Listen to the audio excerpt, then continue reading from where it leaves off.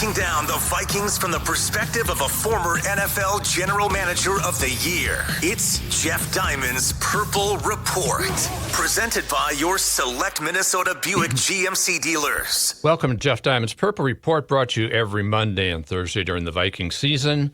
Next week will be on Tuesday after the Vikings and Bears tangle on Monday night. And during the Viking season by your select Minnesota Buick GMC dealers and the 2024 GMC Sierra on 1500 ESPN, available 24/7 on YouTube via links from the 1500 ESPN and Score North websites. I'm Jeff Diamond, former Vikings GM, former Tennessee Titans president.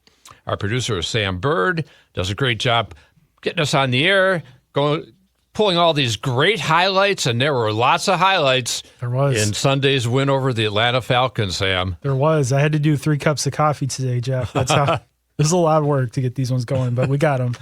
Yeah, definitely true. It was an explosion, shall we say, especially in the second half for that Vikings offense.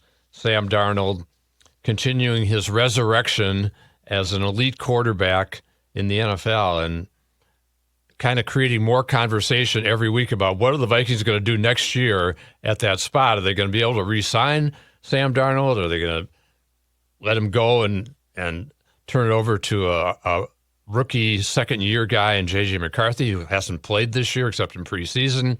Daniel Jones is on the practice squad. Lots of intrigue, but the way Darnold's playing, that's for the future to worry about. And one of the things that really impresses me about him, Sam, is the fact that you have Kirk Cousins coming into town, all the hoopla surrounding his return as the previous starter, which could induce some pressure on Darnold potentially.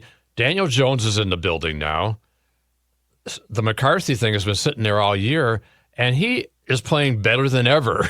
Every week he seems to get better. Now he's got 11 touchdown passes and no interceptions in the last 4 games since that 3-interception game against Jacksonville. He's now the third-ranked player and quarterback in passer rating in the NFL, over 108, with the 5 touchdown passes on Sunday. He is just playing spectacular, as O'Connell said post-game. And the play he made in the third quarter when it looked like a surefire sack, and guarantee you his predecessor, Kirk Cousins, would have been sacked on that play with the blitz coming, and they had him surrounded, and he somehow escaped and ends up throwing a dart 40 yards downfield to Jefferson. Just showed everything about Sam Darnold that made him the 3rd overall pick. The athleticism, the arm strength, and the ability to move more than people even think. It's underrated, his scrambling ability. That was, to me, that was the best offensive play of the year. You're talking about the touchdown to Jefferson. Yes. Yeah, he was, I mean, look, there's no moral victories in sports. I think you'll be the first, Jeff, to acknowledge that, but this was a moral perfect passer rating game because he was 0.5 off from a perfect passer rating. I don't know how they figure that one out. So I know we don't. We're going to give him the moral perfect passer rating. That's what I'm going with because he played really well. I mean, 5 touchdowns against the predecessor at home. I mean, really just firing on all cylinders. It's. I texted you during the game. I said I didn't really see it going this way. I didn't see Addison having 3 touchdowns, but I was hoping that Jefferson would get 2. And he definitely did. Yeah, definitely. It was a phenomenal performance by those 2 guys.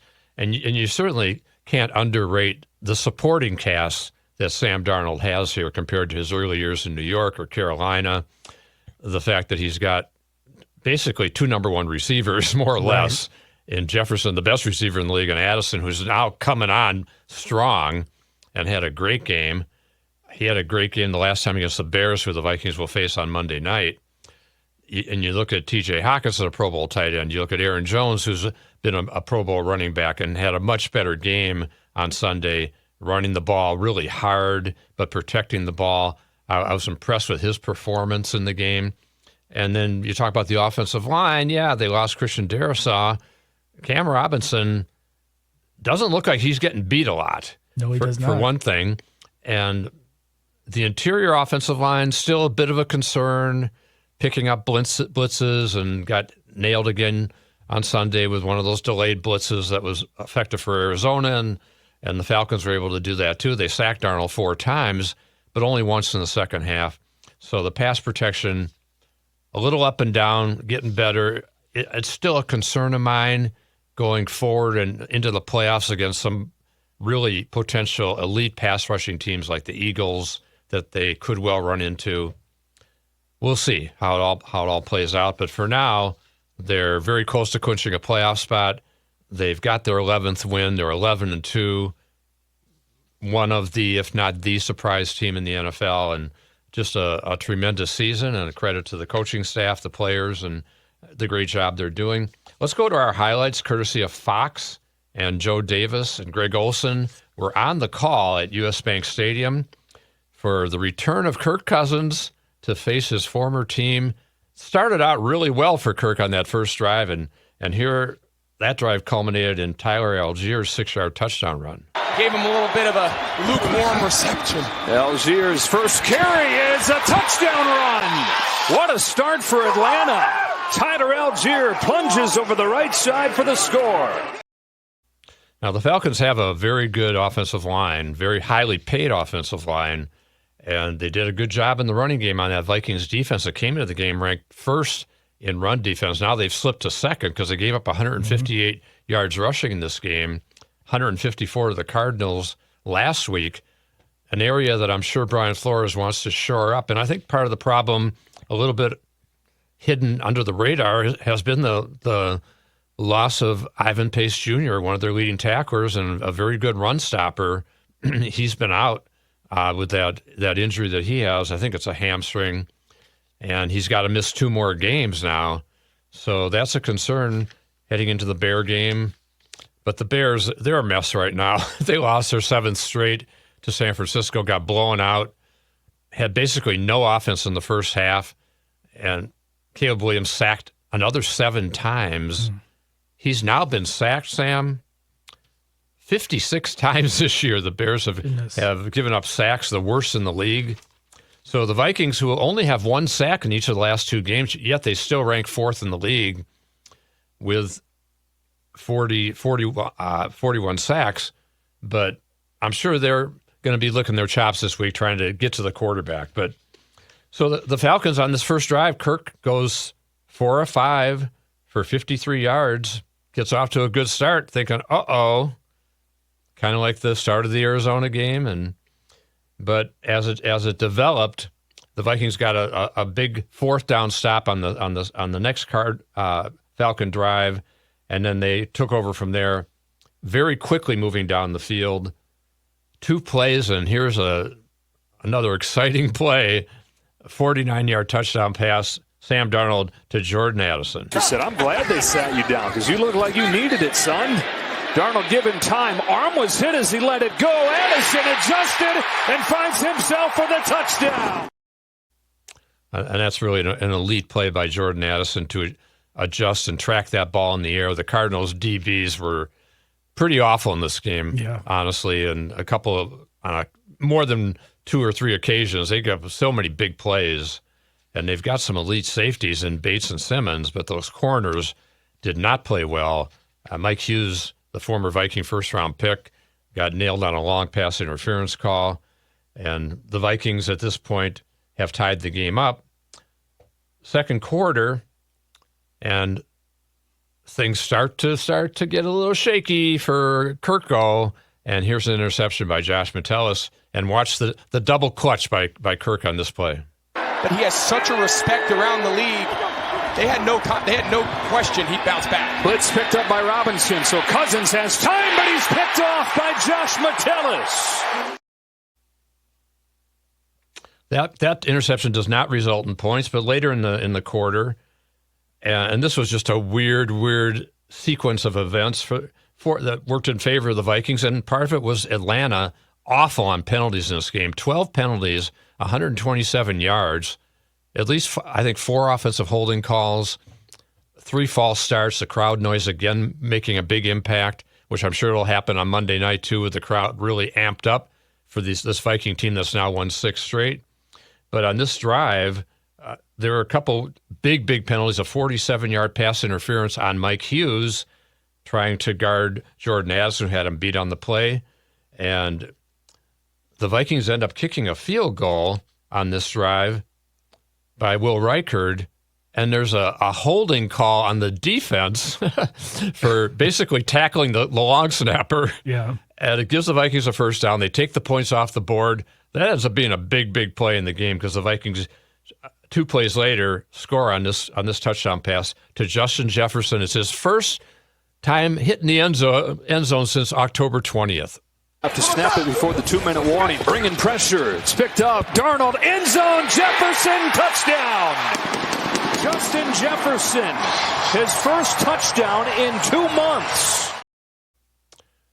Yeah, and Jets is excited to get back in the end zone for sure on that play. And that puts the Vikings up 14-7. Later in the second quarter, as the clock is running down in the first half, the Falcons get down to the Vikings 1. And there's a big play by Harrison Smith who tackles Bijan Robinson for a loss on second and goal from the 1. And then on third and goal from the 1, here is Jalen Redmond, who has kind of emerged late in the season here as a young defensive tackle, very athletic, had 4 more tackles in this game, 2 tackles for loss, and 2 passes knocked down, including this one that saved a potential touchdown. Third and goal. Cousins, left side, incomplete. Wanted Drake London, defended by Shaq Griffin. Yeah, sort of defended by Shaq Griffin. Really, as we said, the pass was deflected by Redmond, who's been playing really, really well.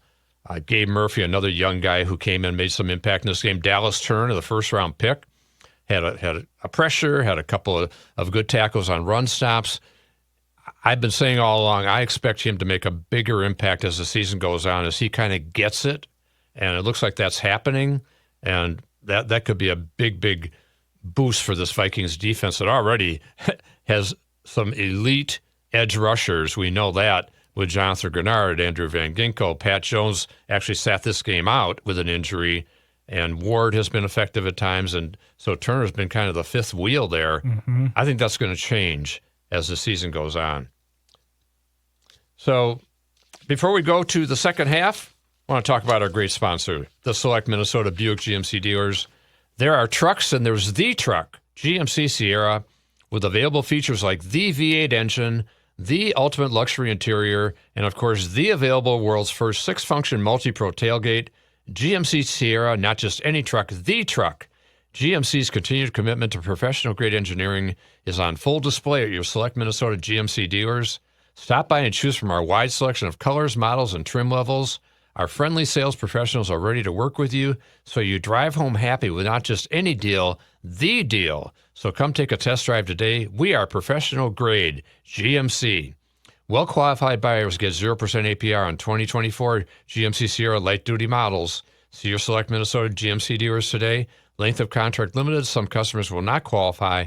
Not available with lease and some other offers. Take new retail delivery by 1/2/25. Head into the second half. And it's a 14-10 game at the half because of that play by Redmond. The Falcons don't go for it on fourth down, settle for a field goal. Vikings up 4 at the half, come out in the third quarter, get stopped on their first drive on a missed field goal by Reichard, hit the left upright on that series. Maybe a tad rusty, shall we say, but he was 6 of 6 on his extra points in the game. I'm sure he'll be fine. We know that. And his kickoffs were really good. All of them were touchbacks except for the one that we're going to see shortly on the fumbled kickoff return. But so the Vikings in a 14-13 game here, we talked about it earlier. To me, this is the offensive play of the year so far. And this is Darnold escaping a sure sack, finding Justin Jefferson on a 52-yard touchdown pass. See what call he sends in here. Falcons bringing pressure. Darnold in trouble. Sam Darnold keeps it alive. Darnold on the run. Open man. Coverage blown. Walk-in touchdown. Justin Jefferson. How amazing was that play? Well, when I saw Darnold scrambling, I thought, oh no, just throw it out of bounds. Don't take the hit. Don't try to run. And then when he threw it, I don't know, my heart sank because I'm a Vikings fan, and thankfully it all worked out though with the busted coverage. Yeah, definitely. It was a third down play too, and Vikings great on third down in this game, by the way, and which is a big part of their offensive success. But Jefferson, a big day for him. He had 7 catches, 132 yards. Jordan Addison, 8 catches, 133. Both had 2 touchdowns. First time in Vikings history that 2 wide receivers on the team have had multiple touchdown receptions and over 100 yards receiving. Wow. So that's kind of a cool stat, exciting. I think about pairs like Randy Moss and Chris Carter, and even Chris Carter and Jake Reed, and even going back further in history. It's just it's kind of surprising that that's the case, but it is, and so a huge day, very exciting day for that Viking passing game, definitely, and sets up a good situation going into the Monday night game against the Bears. So we're in the third quarter. Problems with the run defense in this game, as I said. And here's Bijan Robinson on a 13-yard touchdown run. Has London and Mooney and Pitts. It's McLeod, 7 catches, and now it's number 7 into the end zone. Bijan Robinson, touchdown Atlanta. That's way too easy in that situation. And Robinson gets a 2-point conversion on a run also. All of a sudden, it's 21-all entering the fourth quarter. And we're thinking, okay, here comes another gut grinder, 1-score game down the stretch, as 4 of the previous 5 games had been 1-score wins for the Vikings. But things start to change in that fourth quarter. With 13 minutes left, 3rd and 5 from the Atlanta 11. Here's a touchdown pass from Darnold to Addison that was set up by a 42-yard deep ball from Darnold to Addison. Now look, Terrell's on the outside. Darnold lets it rip for Addison at the pylon. Touchdown, Minnesota. And on that play, just a perfect scheme.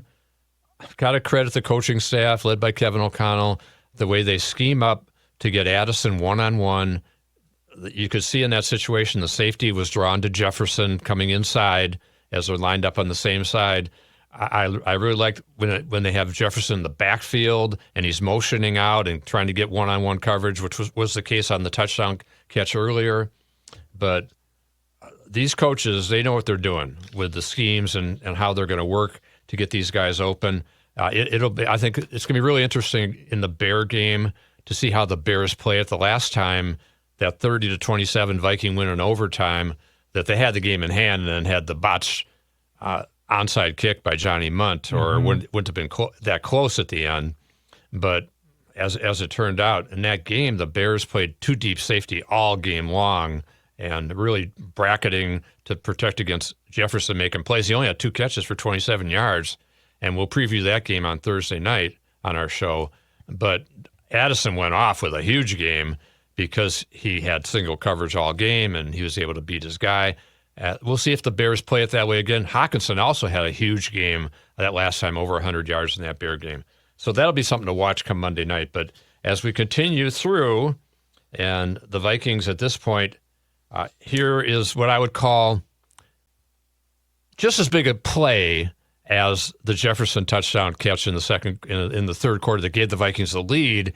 Here's a big play because they're starting to trade touchdowns at this point. And here's a forced fumble on a kickoff by Brian Asamoah, recovered by C.J. Ham. Opportunity to return right here. Ray McLeod has had a big day in the return in the receiving game. Fumbles it right here. Who's got it? They go on to say that the Vikings recover. There's a huge pop from the crowd. That was a big momentum swing, I thought, in the game, and that led to the fourth quarter touchdown pass. Here's Darnold to Addison. 2nd and goal. Darnold looking for his 5th touchdown pass of the day. Addison gets his 3rd.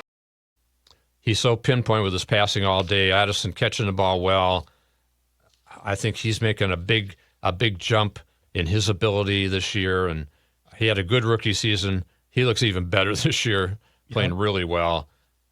Interesting, Jalen Naylor, no targets even in this game as the 3rd receiver, so they were really locked in on Jefferson and Addison. Hockenson did have 4 catches. Vikings at this point have a 35-21 lead. Game looks like it's in hand, but the Falcons start driving again until Kirk makes another huge mistake. He's got Kyle Pitts open, overthrows him, and here's a beautiful interception by Byron Murphy Jr., his 6th of the year to lead the team. From the Minnesota 25. Cousins got rid of it right before he was hit. Byron Murphy with a one-handed pick. Takes the knee in the end zone. Now, as it turned out, Byron should have taken that ball out, as we discovered after the fact, because he caught it on the 2. But I thought his momentum carried him into the end zone, in which case you can down a ball. But the officials ruled that he could have stopped and gone back out earlier, and so the Vikings end up with the ball on the 1-yard line, which sets up a 98-yard drive, just a killer drive in the last 3 minutes. And Atlanta's, at this point, they've lost their zest for the game, shall we say, and the Vikings are wearing them down. And Cam Akers has a couple good long runs on this drive, and Aaron Jones, as I mentioned before, a really good game, and he finishes off with this 13-yard touchdown run. Jones on 3rd down, finds some room, finds the end zone, touchdown Vikings. Brian O'Neill outmuscles his guy. Vikings 42-21. Never thought it was going to be that kind of blowout when we entered the 4th quarter with a tie game. 6th straight win, 11-2, hanging in there, a game behind the Lions. And then the good news of the weekend, going back to Thursday night, they now are 2 clear of Green Bay for that first wild card, which I think is a really important seed. If they can't catch Detroit, which I think they may have to win out to do and win the finale in Detroit, although the Lions have a tough game this week against Buffalo at home, but the Bills are coming off a loss at L.A. We'll see how that one turns out. But for the Vikings, staying close to Detroit, really key. Staying in control of that 5th seed, I think, is really key, because they could wind up playing the NFC South champion, which now Tampa Bay has surpassed the Falcons, who have lost 4 straight during this bad stretch when Cousins has thrown no touchdown passes, 8 interceptions. It was just such an interesting game from the perspective of Cousins' return. Darnold's the guy that ends up with the job. Was kind of a thought that he'd be a bridge quarterback to McCarthy, ends up getting the job. Viking fans think, oh, it's going to be a bad year. Everybody's predicting 6-7 wins, whatever, after McCarthy got hurt, and the Darnold's history. Well, what's he doing now? The guy's having a fantastic year with a great supporting cast, with great coaching, and here they are, 11-2. Let's hear from the Vikings head coach, first in the locker room. Another happy locker room scene. Guy's been on one now for a few weeks, and he just keeps getting better and better and better and better. And now if people don't understand now, I don't know what to tell you. All right? First Vikings quarterback in 20 years to throw 5 touchdowns. All right? I know there's a lot of smarter people in this room than me, but I have no idea how that didn't equal 158.3, because he was 22 of 28 for 347, making plays all day long, leading us to a win again. 1-0 today, win number 11. You guys are a special group. Sam Darnold right there.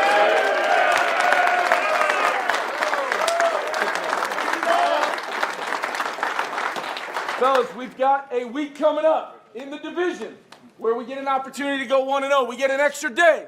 All right, we've got to continue to keep working. We got to continue to keep grinding.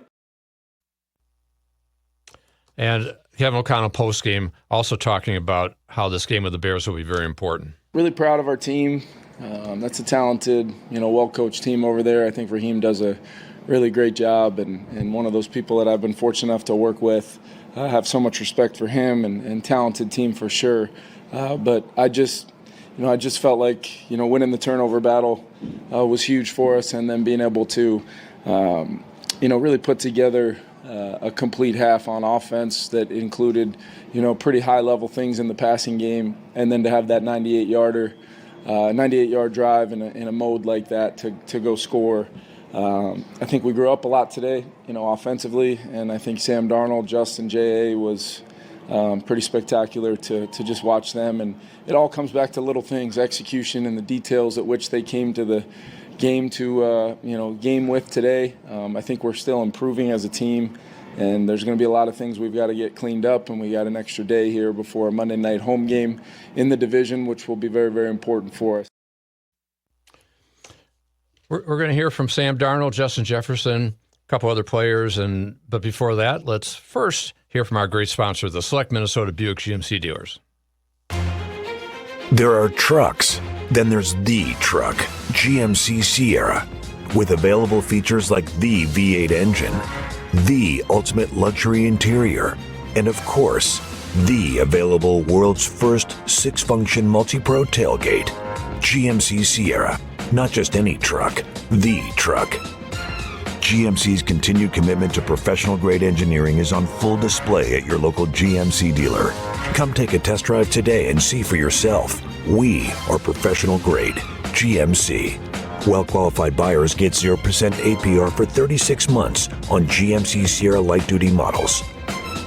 See your local GMC dealer today. Monthly payment is $28.16 for every $1,000 you finance.